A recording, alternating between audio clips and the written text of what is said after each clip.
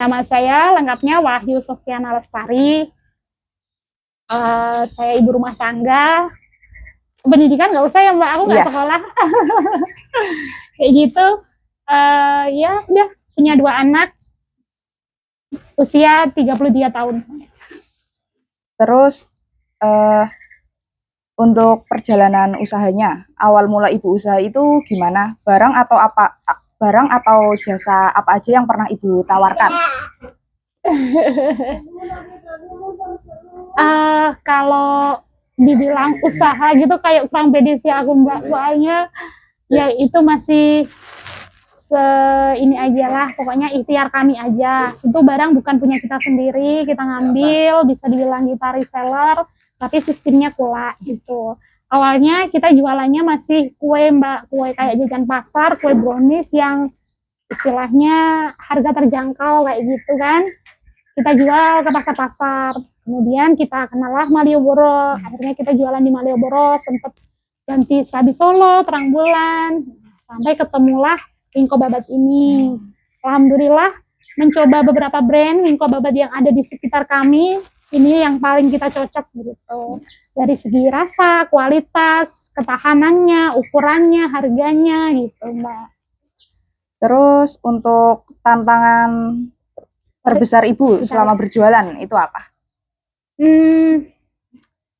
Apa ya Mbak, kalau sekarang ini awal-awal dulu ngerasa jualan itu kayak gampang banget gitu lakunya, terutama di Malioboro.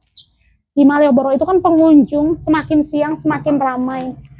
Apalagi dulu kalau Mbak pernah ke Malioboro itu PKL dari ujung sampai ujung ya kan, banyak dan ramai. Itu membuat kita seperti saya yang jualan asongan itu nggak aneh gitu kan dilihatnya, dan kayak orang tuh semuanya ingin belanja gitu lah. Jadi kita nawarin ke 1 orang 2 orang lain yang di situ tuh ada ratusan orang setiap harinya, tuh nggak kesulitan untuk cari pembeli. Nah sekarang pasca pandemi dan pasca relokasi PKL yang dipindahkan ke satu tempat menjadi satu untuk penataan kota, terutama Malioboro, itu membuat penjualan kita tuh agak berbeda. Nah makanya saya sekarang merambah ke online gitu. Tantangannya di situ sih Mbak, dan dari alhamdulillah kalau brandingnya kita udah semakin dikenal ya, meskipun barang belum punya kita sendiri dan banyak yang nyari di Malioboro. Nah yang jadi masalahnya jam kita di sana itu terbatas. Nah maka dari itu kalau aku tuh ke Malioboro jam sekian nggak ketemu nih sama mbaknya, padahal pengen banget beli gitu. Harapannya kedepannya tuh punya tempat gitu biar lebih gampang dicari gitu Mbak. Terus mohon maaf ini sebelumnya Ibu, gimana respon pembeli ke Ibu selama ini? Apa ada yang memandang berbeda atau gimana gitu? Macam-macam Mbak, dari banyak orang yang kita temui dari tahun berapa saya jualan, pasti respon orang, respon manusia, kepala manusia itu isinya berbeda-beda. Ada yang nggak beli tapi ngeliatin terus, nggak kedip-kedip, banyak. Ada yang ditawarin pura-pura nggak dengar, ada yang langsung ketemu itu nggak usah nanya harga langsung beli, banyak Mbak, responnya macam-macam. Tapi rata-rata yang tadinya itu penasaran, ragu, memandangnya mungkin entah apa yang dia pikirkan, saya nggak tahu, intinya ragu, tapi setelah kita cobain, ini boleh dicoba kok, ada testernya, yakin, beli lagi, repeat order, suka, cocok gitu. Terus untuk motivasi dan dukungan, siapa peran penting di balik usaha ini semua? Suami. Iya. Support system terbaik saya adalah suami dan tentunya anak-anak. Yang membuat apa ya, saya itu kalau dibilang kenapa sih masih mau gitu kerja kayak gitu, kan enak di rumah aja gitu kan. Mungkin ada beberapa orang yang berpikir seperti itu. Ya saya punya tanggung jawab, punya anak-anak. Kenapa nggak suaminya aja yang kerja? Ada juga pasti yang nanya kayak gitu. Ya karena saya nggak bisa ditinggal sendiri di rumah. Justru pernah ya kemarin, baru beberapa minggu yang lalu saya ditinggal ke Jakarta sama suami, ada urusan. Saya sendiri di rumah kan sama anak-anak lah. Yang kecil sekolah, kakaknya udah libur. Itu saya sangat kesulitan untuk apa ya istilahnya, melakukan aktivitas standar seperti mandi ataupun berpindah tempat atau pokoknya melakukan aktivitas yang standar semampu saya aja saya sangat kesulitan, apalagi kalau mau ditinggal kerja dengan 2 anak di rumah itu saya nggak nyampe Mbak. Itulah kayak gitu, makanya kita memutuskan untuk jualan berdua.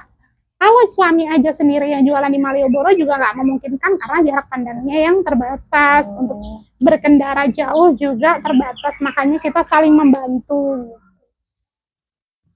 Kalau boleh tahu, kalau lagi capek Ibu biasanya melakukan hal apa? Kalau lagi capek Iya. istirahat. Istirahat. Iya, karena saya sekarang udah full di kursi roda ya, semenjak melahirkan itu saya sudah nggak bisa berdiri. Jadi aktivitasnya itu kalau nggak duduk di kursi roda ya tidur di kasur gitu. Sama ayah gitu. Terus gimana cara Ibu dan suami bagi waktu antara jualan, pekerjaan rumah hingga ngurusin anak-anak gitu? Alhamdulillah anak-anak itu kalau dulu waktu masih kecil-kecil mereka kita ambil sekolahnya full day. Jadi berangkat pagi pulangnya sore habis asar. Nah dari situ kita jualan di Malioboro itu nggak full seharian Mbak, karena capek iya, terus kita rasakan juga jualan seharian penuh dengan beberapa jam aja itu penghasilannya nggak jauh berbeda gitu loh. Kalau siang kan juga panas, itu pejalan kaki nggak terlalu rame. Nanti ramenya sore malam, sedangkan sore malam selain karena ada anak-anak juga suami nggak bisa berkendara di malam hari. Jadi akhirnya kita ambil di pagi aja, bismillah semoga target kita tercapai sehari, targetnya 10 tas habis gitu aja. Nah dari situ kan kita masih bisa untuk istirahat. Yang paling penting kalau pulang itu kita tidur siang Mbak, itu yang saya apa ya istilahnya, kalau bisa gitu tidur siang atau pokoknya istirahat lah. Nah nanti sore siap-siap untuk ngomong anak gitu sambil masak lah berdua. Kalau masak jelas berdua aku Mbak, bisa sendiri tapi nggak cepet nanti malah nggak efektif. Suami Ibu juga bisa masak dong? Iya. Ini barusan aja sebelum Mbak datang aku nyiapin bumbunya, nyuci barang-barangnya, suamiku goreng, kan mau masak tempe nih, goreng tempe, aku udah selesai bumbunya disiapin, dia nanti dicincang kan masak udah. Aku yang cuci-cuci kayak gitu. Bagi waktu ya Bu? Bagi tugas. Bagi tugas ya. Terus ada nggak ya harapan untuk pemerintah biar bisa lebih peduli ke para difabel? Sebenarnya pemerintah udah banyak peduli sih. Kalau untuk itu apa ya Mbak, ya udah gini aja lah, bismillah kedepannya saya berharap ke diri saya sendiri dan suami untuk nggak selamanya jalan di Malioboro, nggak selamanya keliling, nggak selamanya asongan. Saya pengen punya toko sendiri, saya pengen buka usaha sendiri suatu hari nanti. Sudah terpikir, tapi entah mungkin suatu hari nanti bisa terrealisasi. Amin. Untuk bantuan kemarin saya dapat bantuan kayak ada PKH, ada BPNT, kalau tahu ya PKH apa, BPNT apa, pasti penonton udah nggak asing. Itu udah nggak dapat lagi. Karena apa? Entah dianggap saya mampu atau gimana. Alasannya karena anak saya sekolahnya nggak di negeri. Karena saya memang membutuhkan anak saya sekolahnya di tempat yang jamnya agak lebih lama, biar saya bisa berjualan. Nah, dari situ terdeteksi saya tidak sekolah di sekolah negeri, semua bantuan ditarik. Tidak dapat lagi sekarang. Ya sudah, semoga kalau udah jatah rezeki saya nggak harus di situ, insya Allah ada rezeki dari jalan lain. Terus tunggu Mbak, ya ini HP-mu kepanasan apa? Oke. Terus untuk menurut Ibu pribadi gimana cara kita semua ini bisa saling bantu biar difabel lebih dihargai lagi di masyarakat? Kalau itu gimana ya Mbak? Mungkin memang ya stigma masyarakat bisa jadi memandang kita negatif atau sebelah mata dan lain sebagainya. Itu nggak bisa istilahnya langsung dihilangkan begitu saja. Dari diri kita pribadi, memang yang harus berusaha lebihnya itu, pokoknya yang terpenting tuh jangan ngerepotin. Kita tuh nggak ngerepotin aja. Kadang lingkungan sekitar itu udah ngerasa, aduh jangan-jangan begini, jangan-jangan begitu. Karena apa? Mereka mikirnya, aku nggak bakalan dapat sesuatu yang lebih dari kamu kalau aku bantuin kamu. Diakui atau tidak, ketika orang membantu orang lain, misalnya nih, Mbak sehat walafiat, alhamdulillah. Orang mau ngebantuin Mbak ketika Mbak susah. Karena apa? Karena Mbak nanti bakal bisa melakukan hal yang sama ke orang itu. Tetapi kalau ke kami, malas bantuin kamu.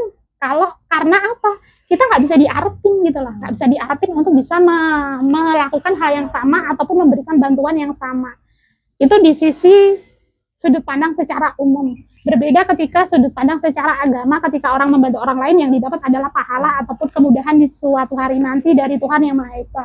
Nah, sementara sudut pandang orang itu kan bermacam-macam gitu. Nah, daripada berharap dari bantuan orang, yang terpenting sekarang apa yang kita mampu kita lakukan sebisa mungkin mandiri secara ekonomi ataupun secara fisik, secara pemikiran kita harus mandiri semampu kita. Nah, dari situ insya Allah lingkungan nggak lagi memandang kita sebelah mata. Tuh. Ya udah, segitu dulu ya Bu untuk pertanyaannya. Iya. Oke. Sama ini mau bikin video pisah, mungkin kan saya kelas 12 ini. Saya juga pengen kasih video buat teman-teman. Kalau apa Ibu ngasih semangat gitu buat teman-teman saya. Iya, saya pengen pelajar. ngasih hadiah itu ya ke teman-teman. Namanya Kak Caca ya? Iya. Oke. Kelas 12 apa, Mbak? Aku 12-nya kan sekarang kurikulumnya Merdeka. Itu ada ABC nggak itu? Iya, saya 12I. Cuma pengennya kayak keseluruh aja gitu. Ya. Nggak usah sebut kelasnya kalau. 1, 2, 3. Oke, ini buat teman-teman Mbak Caca ya. Semangat terus belajar. Mungkin hari ini kalian merasa lelah ataupun bosan atau kadang nggak usah belajar, aku udah bisa kok menghasilkan uang. Mungkin ada beberapa yang seperti itu. Tapi percayalah, di proses belajar ini bukan hanya itu, bukan hanya tentang mencari uang ataupun rasa lelah atau hal-hal yang mungkin membuat kalian jenuh. Suatu hari nanti ketika kalian berada di fase dimana ternyata aku sekolah itu nggak cuman untuk mencari pekerjaan. Bertemunya kalian dengan teman-teman, segala aktivitas yang diberikan oleh sekolah, ekstra-ekstra yang kalian dapat, pengalaman yang kalian dapat itu nanti akan menjadi sebuah bekal untuk kalian menjadi manusia yang berguna. Kayak gitu. Jadi semangat terus, lakukan proses ini, jalani peran kalian sebagai pelajar itu dengan maksimal, karena itu bakal penting banget buat kalian. Kayak gitu. Semangat terus buat belajar dan bertumbuhlah untuk selalu menjadi diri yang naik kelas. Amin, amin. Makasih ya Bu. Sama-sama. Sebentar. Udah, gitu aja? Iya. Oke. Paling ngobrol dikit. Oke. Gak usah buru-buru, Mbak. Iya. Juga besok Diminum masih itu minggu. tapi panas. Terima kasih Ibu. Iya. Sama roti tuh ya? Gak usah repot-repot. Naik Pramek ke Bumen sini berapa jam sih? 1 jam. Oh, Kalau cepet. saya dari Kutoarjo. Jadi ke Bumen tetanggaan apa sama Kutoarjo? Tetanggaan iya. Oh. Kalau kalau naik mobil 20 menit, 20 sampai 25-an lah. Saya pikir ke Bumen itu sisa-sisa iya, gemil. apa-apa. Jadi Solo, Klaten, Kebumen. Ya nggak? Apa Kebumen dulu? Solo, Klaten,